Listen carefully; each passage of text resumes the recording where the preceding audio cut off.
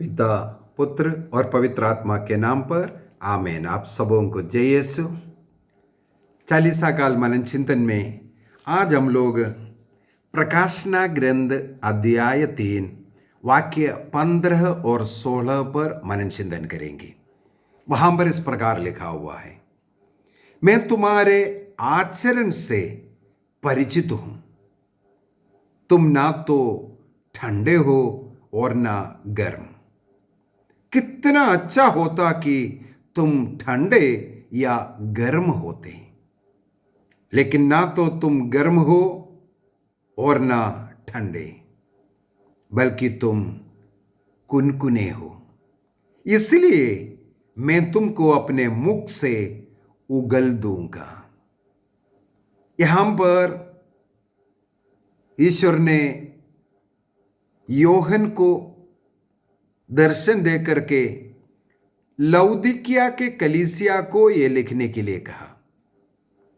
लौदीकिया के कलीसिया उस समय बहुत ही संपन्न कलीसिया है। उस लौदीकिया के कलीसिया से ईश्वर कहते हैं, मैं तुम्हारे आचरण से परिचित हूं। और किस प्रकार का आचरण है इसके विषय में यहां पर लिखा हुआ है। तुम्हारा आचरण ना ठंडा है ना गर्म। यहां ये पानी के स्वभाव के साथ कंपेयर करके मिला करके लिखा है। पानी एक व्यक्ति को पीने के लिए ठंडा पानी अच्छा लगता है या गर्म पानी पीने के लिए, और हमारे शरीर के लिए जो अच्छा है वो ठंडा या गर्म होना चाहिए। ये जो कुनकुना जो पानी है उसूम कहते हैं कहीं कहीं जगह पर, वो पानी शरीर के लिए अच्छा नहीं है, हानिकारक है और पीने के लिए रुचि भी नहीं है। इसलिए मनुष्य दो प्रकार का पानी पीते हैं, एक नॉर्मल या ठंडा या गर्म पानी। ईश्वर कहता है तुम ना तो ठंडे हो ना तो गर्म है, तुम कुनकुना स्वभाव के हो। इसलिए प्रभु कहता है, मैं इसलिए तुमको अपने मुख से उगल दूंगा। अर्थात ईश्वर को ऐसे कुनकुने स्वभाव वाले मनुष्य स्वीकार्य नहीं है। ईश्वर ऐसे व्यक्तियों को अस्वीकार करते हैं। ईश्वर ऐसे लोगों को स्वीकार करते हैं जो प्रभु के लिए उत्साही है।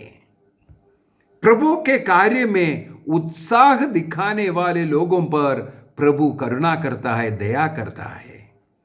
प्रभु के लिए उत्साह दिखाने वालों को प्रभु प्यार करता है, वो स्वीकार करता है। लेकिन अनेकों लोगों का स्वभाव है कुनकुना स्वभाव, जो अस्वीकार्य स्वभाव है। प्रभु के कार्य के लिए हां चलेगा, चर्च जाने के लिए थोड़ा देरी से भी चलेगा, स्कूल जाने के लिए, ऑफिस जाने के लिए, ट्रेन पकड़ने के लिए या अन्य कोई भी कार्य के लिए देरी से नहीं, वो एडवांस में पहुंचेगा। मुझे मालूम है, हम लोग जहां रहते थे उसके पास में एक स्कूल है। वहां पर कभी कभी कॉम्पिटिशन एग्जाम्स, रेलवे एग्जाम हो या अन्य कहीं एम्प्लॉयमेंट के लिए जो एग्जाम्स हो रहा है वहां कंडक्ट करते रहता है। हमारे उधर सामने बहुत बड़ा एक गार्डन है, ग्राउंड है। ये एग्जाम के दिन के एक दिन पहले से अनेकों लोग एग्जाम सेंटर देखने के लिए आता होगा। इसके बाद उन लोग एक दिन पहले से आकर के इस गार्डन में रहते हैं, उस ग्राउंड में रहते हैं, रात्रि भर उधर खुले आम उधर पड़े रहता है, सोता है। अगले दिन एग्जाम है, लेकिन एक दिन पहले एडवांस में आकर के पढ़ा है। यदि अगले दिन आएगा, कहीं देरी हो गया, कहीं सेंटर नहीं मिला, परीक्षा नहीं लिख सकता, इसलिए एडवांस में आ गया। देखो, इस संसार के एक चीज के लिए, एक परीक्षा के लिए तुम समय से एक दिन पहले पहुंचते हो, समय से पहले पहुंचते हो, वहां पर देरी क्यों नहीं लगाते? लेकिन चर्च जाने के लिए मिस्सा बिलदा नदी सुबह 7 बजे है, घर से निकलेगा 7:30 बजे, 8 बजे, 9 बजे पहुंचेगा, खत्म होने होते। प्रभु के कार्य के लिए तुम कुनकुने हो। प्रार्थना, हमारा सब कार्य खत्म होने के बाद अगर समय मिल गया तो प्रार्थना, हमारे चर्च जाना हो या प्रार्थना हो या बाइबल पढ़ना हो या पुण्य कर्म हो, इसके लिए हम बिल्कुल कुनकुना स्वभाव दिखाते हैं, जिसके लिए हमें सबसे पहले ईश्वर का आदर सम्मान करने के लिए हमें सबसे पहले आगे निकलना चाहिए, समय के पूर्व पहुंचना चाहिए। यही उत्साह दिखाने के विषय में, प्रभु का कार्य करने में हमेशा तैयार रहना, तत्पर रहना। ईश्वरीय कार्य के लिए कुनकुनापन प्रभु को अस्वीकार्य बात है। यिर्मयाह का ग्रंथ अध्याय 48 वाक्य 10। यिर्मयाह का ग्रंथ अध्याय 48 वाक्य 10, वहां पर लिखा हुआ है, वह व्यक्ति अभिशप्त है जो प्रभु के कार्य के लिए शिथिलता दिखाता है। वह व्यक्ति अभिशप्त है, अर्थात शापित व्यक्ति है जब प्रभु के कार्य में शिथिलता दिखाता है। शिथिलता का मतलब है ढीलापन, कुनकुनापन दिखाता है, चलेगा सोचता है, इतना में काफी है, आधा घंटा प्रार्थना करना काफी है, या आधा घंटा बाद में चर्च पहुंचने से भी काफी है। ऐसे शिथिलता, ढीलापन, कुनकुना स्वभाव प्रभु के कार्य के लिए जो दिखाता है, बाइबल कहता है वह व्यक्ति शापित व्यक्ति है। प्रवक्ता ग्रंथ उसके अध्याय 27 वाक्य 3 में भी बहुत ही सुंदर एक वचन है। प्रवक्ता ग्रंथ सिराक चैप्टर 27 वर्स 3, वहां पर लिखा है, जो दृढ़ता पूर्वक प्रभु पर श्रद्धा नहीं करता उसका घर शीघ्र ही उड़ जाएगा, उजड़ जाएगा। ईश्वर भक्ति में जिस व्यक्ति को दृढ़ता नहीं है, वो उसके लिए उत्साह ही नहीं है, उनका घर शीघ्र उजड़ जाएगा। दृढ़तापूर्वक ईश्वर पर श्रद्धा नहीं रखता। अगर अन्य ट्रांसलेशन में इस प्रकार लिखा हुआ है, ईश्वर भक्ति में जो व्यक्ति दृढ़ता नहीं दिखाता है, उत्साह नहीं दिखाता है, उनका घर उजड़ जाता है।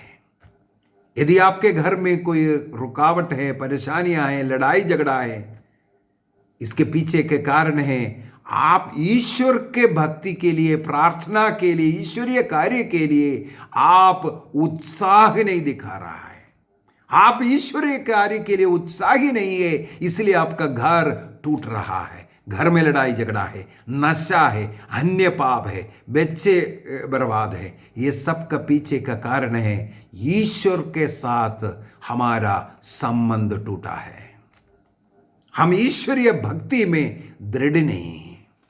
यदि तिमोथी का पहला पत्र अध्याय 4 का वाक्य 8 को पढ़ेंगे, वहां पर बहुत ही सुंदर बात है। तिमोथी का फर्स्ट तिमोथी चैप्टर 4 वर्स 8, वहां पर लिखा है, शरीर के व्यायाम से कुछ लाभ तो होता है। लोग एक्सरसाइज जाते हैं, करते हैं, जिम जाते हैं, सुबह मॉर्निंग वॉक करते हैं, इवनिंग वॉक करते हैं, पता नहीं अपने शरीर के प्रति क्या क्या करते हैं, अच्छा तेल मालिश कराता है, पता नहीं बहुत कुछ अपने शरीर के लिए करते हैं, व्यायाम करते हैं। यहाँ बाइबल में लिखा हुआ है शरीर के व्यायाम से कुछ तो आपको लाभ मिलेगा, जरूर मिलेगा, इसलिए करना जरूरी है।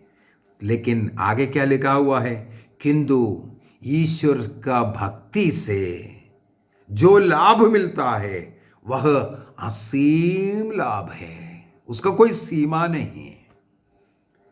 शारीरिक कसरत जो करता है उसका एक लिमिट है। जवानी में सुंदर दिखेगा, मसल्स वगैरह आएगा, लेकिन बुढ़ापा आते आते ये सब ढीला हो जाएगा, सब टूट जाएगा। एक बार एक बीमारी हो गया, बस सब कुछ खत्म हो गया। यह है शारीरिक व्यायाम के विषय में लिखा हुआ है।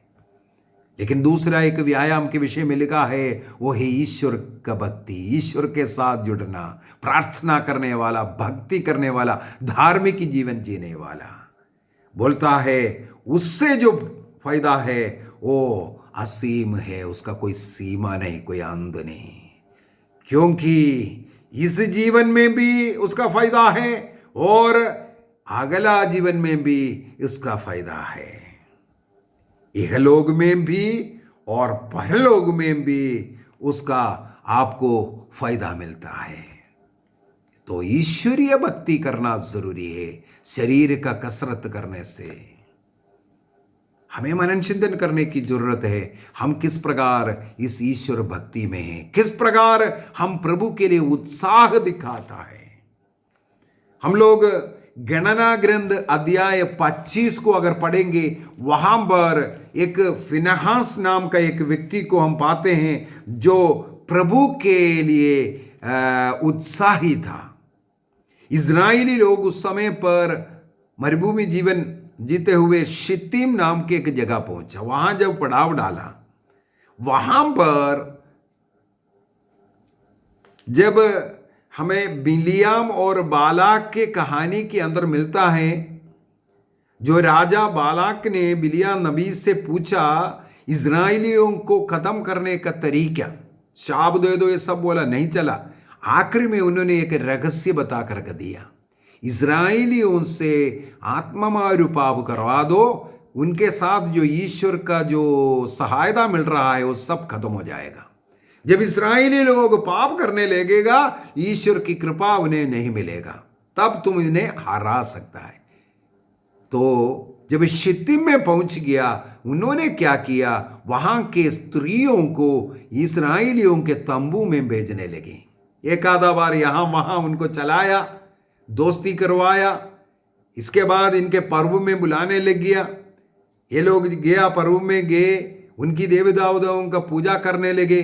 केवल इतना ही नहीं, उन स्त्रियां इनके तंबुओं में जा करके वे विचार भी करने लगे। बाइबल में लिखा हुआ है, अध्याय 25 वाक्य 10 के अंदर लिखा हुआ है, एक ही दिन में, वाक्य 9 में लिखा हुआ है, एक ही दिन में इसके कारण फिर महामारी फैल गया, पाप का महामारी। ईश्वर भक्ति से जब वे लोग, इस्राएली लोग पीछे हट गया, पाप, स्त्रियां, व्यभिचार सब इनके साथ आए। इस कारण एक महामारी, पाप की महामारी उनमें फैल गया। 24,000 लोग मर गया था। तब फिनहास ने अपना उत्साह दिखाया प्रभु के प्रति, इस पाप को उनके बीच से हटाने के लिए प्रयत्न किया। एक बार लोग एक जगह पर एकत्रित था, एक सम्मेलन चल रहा था। फिनहास ने देखा एक औरत के साथ, अन्य जाति के एक स्त्री के साथ एक यहूदी उनके तंबू में घुस गया पाप करने के लिए। ये धीरे धीरे पीछे पीछे गया, इन दोनों की हत्या किया। उस पुरुष, इस्राएली पुरुष का नाम था जिम्री और उस स्त्री का नाम था कोजवी। वो मिदियानी स्त्री को और इजरायली उस पुरुष को उन्होंने क्रोध से उस पाप को मिटाने के लिए वध किया। इस प्रकार इजरायलियों के बीच में जो व्यभिचार का जो महामारी फैल गया था, अन्य देव देवताओं का पूजा करना और उनके सामने दंडवत करने का जो महामारी फैल गया था, उसको खत्म करने का प्रयत्न फिनहास ने किया। फिनहास के उस उत्साह को देखकर ईश्वर ने उनका क्रोध बंद किया। इसके बाद लोग मरना समाप्त हुआ। फिनहास का उत्साह, हमारे बीच में व्यभिचार नहीं होगा, हम अन्य जाति के देव मूर्तियों के सामने दंडवत नहीं करेंगे, इस प्रकार का एक निर्णय इस्राएली लोगों के बीच में एक मैसेज दे करके उन्हें उस पाप से बचाने के कारण, इस फिनहास के कारण इस्राएली लोग फिर मच गया। हमें भी प्रभु के प्रति, प्रभु के नियम का पालन करने के प्रति, पाप से दूर रहने के लिए हमें भी उत्साह दिखाना है। हमें दानिएल का ग्रंथ, उसके अंदर मिलता है दानिएल और उनके 3 दोस्त लोग शद्रक, मेशक और अबेदनगो ईश्वर के प्रति कितना उत्साही थे। राजा नबूकदनेस्सर का आज्ञा को भी नहीं माना, बड़े खतरनाक राजा, लेकिन उनके आज्ञा को भी उन्होंने नहीं माना। ईश्वर के नियम को तोड़ करके अन्य देवी देवताओं के सामने नहीं दंडवत करेंगे, राजा का मूर्ति के सामने ना दंडवत करने का निर्णय करने वाला दानिएल को सिंह के गड्ढे में डाल दिया, शद्रक, मेशक, अबेदनगो को जलती हुई भट्टी में डाला। लेकिन इनके उत्साह के कारण, ईश्वर के प्रति उत्साह के कारण उन तीनों युवक लोग आग के भट्टी से बच करके बाहर आया। वो आग उन्हें भस्म नहीं किया, उन्हें उठा करके डालने के लिए गया जो सिपाही लोग हैं वे मर गया, लेकिन आग में पड़े हुए शद्रक, मेशक, अबेदनगो ईश्वर का दूध आकर के उन्हें बचाता है। वहां गाना गाते हैं, प्रभु की स्तुति करते हैं, उन्हें कुछ नहीं हुआ। उसी प्रकार दानिएल को सिंह के गड्ढे में डाल दिया। सिंह अपना मुंह बंद किया, सिंह ने 6 दिन का अनशन किया। दानिएल वहां पड़ा है, लेकिन भूखा शेर ने उसे कुछ नहीं किया। इस प्रकार ईश्वर के प्रति उत्साह दिखाने वाला दानिएल ने सिंह के मुंह को बंद करवाया। हमें एक और उदाहरण राजा का पहला ग्रंथ अध्याय 19 में मिलेगा। पहला राजा अध्याय 19, वहां पर नबी एलिया के विषय में हम लोग पढ़ते हैं। नबी एलिया भी इस प्रकार ईश्वर के लिए बहुत ही उत्साही व्यक्ति था। ईश्वर के प्रति उत्साह दिखाने के कारण नबी एलिया आखिरी में हम लोग देखते हैं स्वर्णमय रथों में स्वर्ग में उठा ली गया। जीवित रूप से उन्हें स्वर्ग से स्वर्णमय रथ आकर के उन्हें उसमें लेकर के गया। स्वर्ग में शरीर के साथ जाने वाला बन गया, क्योंकि उन्होंने ईश्वर के प्रति उत्साह दिखाया। राजाओं का पहला ग्रंथ अध्याय 19 वाक्य 10 में हम लोग पढ़ते हैं, 40 दिन और 40 रात उपवास करते हुए, प्रार्थना करते हुए, प्रभु को खोजते हुए होरेब पर्वत पर आकर के गुफा में बैठने वाला एलिया से ईश्वर पूछता है, तुम यहाँ एलिया, तुम यहाँ क्या कर रहे हो? वाक्य 10 में ईश्वर को उत्तर देते हुए नबी एलिया ने कहा, विश्वमंडल के प्रभु ईश्वर के लिए अपने उत्साह के कारण मैं यहां हूं। प्रभु के प्रति मुझ में जो उत्साह है, इसलिए मैं यहां हूं। 40 दिन और रात उपवास किया, ना कुछ खाया ना कुछ पिया, होरेब पर्वत तक चलते हुए आया। वहां पर प्रभु का दर्शन, वहां प्रभु का वाणी, वहां से नबी एलिया को भेजते हैं राजाओं को और नबी को जो अधिकार देने के लिए। उन्हें अधिकार मिला। इसके बाद उन्हें स्वर्ग में शरीर के साथ जीवित रूप से उठा ले गया। यह ईश्वर के प्रति उत्साह है। नबी एलिया के समान ईश्वर का दर्शन, ईश्वर का अनुभव और स्वर्ग राज्य जाने का हमें भी मौका मिलेगा। हमें शिष्य लोगों का जीवन, अनेकों शिष्य लोग ईश्वर के प्रति मरने के लिए तैयार हो गया। ईश्वर का निंदा नहीं करेंगे, ईसा मसीह मेरा मुक्तिदाता है स्वीकार करने के कारण अनेकों लोगों को अपना घर परिवार नष्ट हुआ। अनेकों लोगों को आज भी सहन करना पड़ता है। अनेकों लोगों का मृत्यु इस कारण होता है जो प्रभु के प्रति, ईसा मसीह के प्रति जो उत्साह दिखा रहा है। आइए हम भी निर्णय करें 40 काल में हम भी प्रभु के प्रति उत्साही बनेंगे, प्रार्थना में उत्साही बनेंगे, प्रभु के कार्य में उत्साही बनेंगे, प्रभु के वचन के अनुसार जीने का उत्साही बनेंगे। सत्य, ईमानदारी, पवित्रता का जीवन जीने के लिए हमारे अंदर उत्साह होगा। निर्णय कीजिए। हम लोग उस कुनकुने स्वभाव का नहीं बनेंगे। कुनकुने स्वभाव वाला नष्ट होता है। लेकिन प्रभु के उत्साही को, जिस प्रकार दानिएल, शद्रक, मेशक, अबेदनगो, नबी एलिया, ये सब जिस प्रकार बच गया है, उनको ईश्वरीय कृपा, अनुग्रह, आशीष मिला है। हमें भी इस 40 काल में निर्णय करना है, मुझे भी वही जीवन जीना है।